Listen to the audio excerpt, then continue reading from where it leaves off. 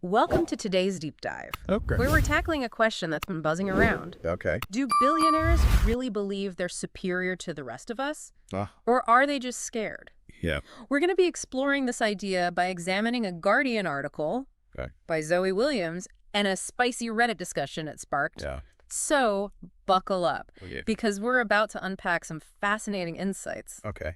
about the billionaire mindset. It's fascinating how billionaires today present themselves as problem solvers, focusing on issues like climate change and inequality. Right. Yet some argue this is just a PR tactic, Okay. masking a deeper desire for self-preservation and escape. Williams really digs into that contrast. Right. Highlighting the shift from the old school billionaires who flaunted their wealth to today's who cloak it in a veil of philanthropy. She brings up Sam Bankman-Fried's alleged plan to buy the island nation of Nauru as a doomsday bunker. Wow. A safe haven for himself and a select few in case of global catastrophe. A whole island just for him. Yeah. That's a pretty extreme level of prepping, wouldn't you say? It is. What do you make of this, survivalist mentality among the ultra-wealthy? It's a bit unsettling, isn't it? Yeah. This intense fear of the future, coupled with the resources to actually try and escape it, creates a fascinating psychological dynamic. Bankman-Fried's example makes you wonder if this fear is a driving force behind their actions. And he's not alone. No, he's not. Williams also mentions other billionaires investing in private islands and even space travel as potential escape routes. Yeah. It's like they're preparing for an exclusive apocalypse party that the rest of us aren't invited to. That's a good way to put it. Yeah. Speaking of space travel, remember Yusaku Maezawa, the Japanese billionaire who paid a fortune to visit the International Space Station? Yes. His surprisingly candid confession about the effects of space travel on his, manhood. Okay. Definitely wasn't what anyone expected to hear. It was certainly a memorable anecdote and maybe a bit embarrassing for him. For sure. But it speaks to this desire to detach from the realities of life on Earth, even if it means confronting unexpected. Right. And let's face it, somewhat humorous challenges. Exactly. Yeah. Whether it's bunkers, islands, or spaceships, there seems to be this yearning among some billionaires to create a world apart from the one most of us live in. Yeah. And this is where the Reddit discussion gets really interesting. Oh, yeah. Especially regarding Elon Musk. Oh, yes. The Reddit thread really explodes when Musk's name comes up. It does. He seems to embody this billionaire elitism that people are reacting to. What do you think about their strong negative sentiments towards him? Musk is a polarizing figure, no doubt. He is. His acquisition of Twitter, now X, was seen by many as a blatant power grab, ignoring democratic processes. Yeah. For many in the Reddit discussion, he symbolizes the disconnect between the ultra-wealthy and everyone else. One user even suggests that the real conflict of our time isn't about race or gender, but about class. They argue that the class war is overshadowing all these other issues that figures like Musk often emphasize. That comment really struck a chord with many participants. It did. It brings up a crucial question. Is this concept of a class war a valid concern, or is it an oversimplification of a more complex dynamic? It's a question that's worth exploring further. It is. Before we dive into that, though, Okay. let's shift our focus to another aspect of this billionaire mindset. Okay. Their views on population growth. Yes. Okay. That's where things get even more intriguing. Okay. Remember the Reddit user who expressed concern about Musk encouraging reproduction? Oh, yeah. They argue that Musk sees people as resources to be exploited. That comment was pretty chilling. If some billionaires view population as simply a means to increase their wealth and power, that's a pretty dehumanizing perspective. It is. It raises some uncomfortable questions about their motivations and worldview. For sure. Do they see the rest of us as expendable cogs in a machine designed to serve their interests? It's a disturbing thought. It is a disturbing thought, and it ties back to this whole class war narrative. Right. If there is a growing divide between the ultra-wealthy and the rest of us, and if those at the top view us as resources to be exploited, then the implications for our future are pretty bleak. It's a stark reminder that the choices made by those in positions of power have a profound impact on the lives of everyone else. Right. And it underscores the need for greater accountability, transparency, and democratic participation in shaping the systems that govern our world. It definitely makes you think, and it raises some serious concerns about the future. It does. It does. The whole conversation brings us back to that Reddit thread, which really captures the raw emotions people have around this issue. Right. It's like a microcosm of how this tension between billionaires and the rest of us is playing out in society. It's palpable, isn't it? It is. That simmering anger and resentment towards figures like Musk.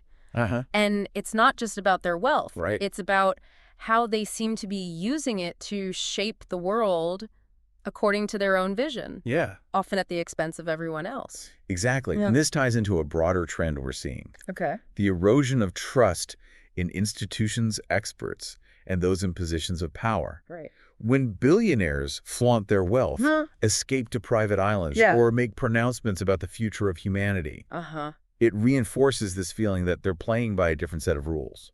And it makes you wonder if they have the resources to escape to a bunker or an island.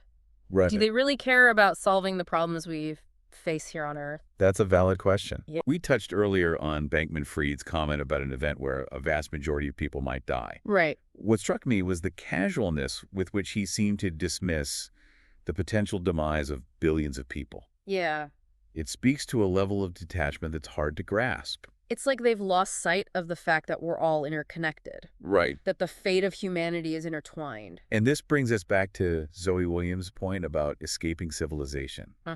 It's not just about physical escape. Okay. It's about escaping the responsibilities and obligations that come with being part of a society. Right. A retreat into a world of privilege where the rules don't apply. It's like they're saying, we've got ours and we're out of here. Exactly. But this attitude has real-world consequences, doesn't it? Absolutely. When billionaires use their wealth to influence elections, shape public discourse, or evade taxes, it undermines the very foundations of democracy and social cohesion. Okay.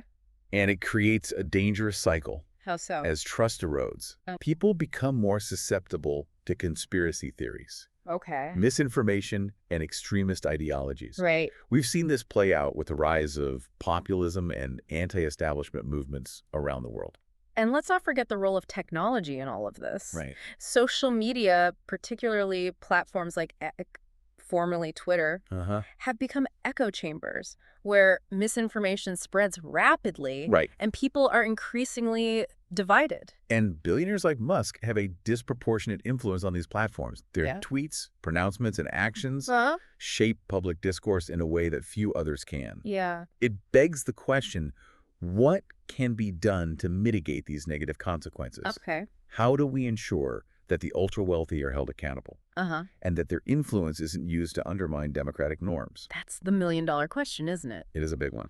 It seems like we need to find ways to level the playing field and create a system where everyone has a voice. Precisely. We need to strengthen democratic institutions. Okay. Promote media literacy and combat misinformation. Right.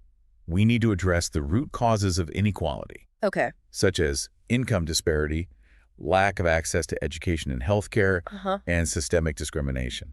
And on an individual level, we can make choices that support a more just and equitable society. Right. We can support businesses that treat their workers fairly, advocate for policies that promote social justice, and engage in constructive dialogue, even with those who hold different views. It's a collective effort. Yeah. A multi-pronged approach that requires both systemic change and individual responsibility. The challenges are daunting, but we can't afford to lose hope. Right. The future of our society hinges on our willingness to engage in these difficult conversations. Yeah. Hold those in power accountable and work together to create a world where everyone has the opportunity to thrive. It's almost like that Reddit user who said they hated Musk so intensely, they couldn't express it anywhere else online without getting banned. Right. Their comment wasn't just about Musk, but about a system that allows a small group of people to amass so much wealth and power that they can shape the world according to their own vision. That's a powerful observation. Yeah. Their comment speaks to a deeper sense of powerlessness and frustration that many people feel. Right. The feeling that the system is rigged and their voices don't matter. And it's not just about economics, is it? It's about values. It is. When billionaires like Musk talk about colonizing Mars or merging with AI, it feels like they're imposing their vision of the future on everyone else. You've hit on a crucial point. Yeah. It raises important questions about democracy, individual autonomy, and the right to self-determination. If a handful of billionaires dictate the future, what does that mean for the rest of us? Right. What happens to the values and desires of everyone else? It's a question we need to confront. It is. If we don't, we risk passively accepting a future where the interests of the ultra-wealthy are the only ones that matter. And that's a future we need to resist. We do. It's vital to remember that power is not absolute. It could be challenged, redistributed, and used for good. Which brings us back to the power of collective action. Yes. History is filled with examples of social movements that have challenged power structures and achieved meaningful change. Right. From the fight for civil rights to the push for gender equality, people have repeatedly shown they have the power to shape their own destinies. That's a message of hope we need to hold on to. Yeah. While the challenges are significant, Right. so is our capacity for change. We have the power to create a future where justice, equality, and sustainability prevail. Yes. A future where billionaires aren't escaping to bunkers, but working alongside the rest of us to create a world where everyone has the opportunity to thrive. A future where technology is used to empower, not exploit. That's an inspiring vision. It is inspiring. It is. And it brings us back to Zoe Williams's closing thoughts in her article. After painting a rather bleak picture of the billionaire mindset, she ends on a surprisingly optimistic note, urging readers to find happiness and contentment in their own lives, regardless of what the ultra-wealthy are doing. It's a powerful reminder that our well-being shouldn't hinge on the actions of others. Right. Especially those who might not have our best interests at heart. Absolutely. It's about finding that inner peace and cultivating joy in the simple things, wouldn't you say? Absolutely. It's like she's saying, don't let their negativity drag you down. Live your best life on your own terms. Exactly. But how do we actually achieve that? Right. How do we cultivate that inner peace amidst the chaos of the world? That's where the real work begins. Okay.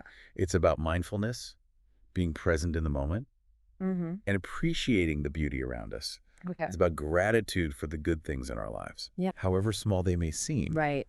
It's about connecting with others, nurturing those meaningful relationships with friends, family, and our community.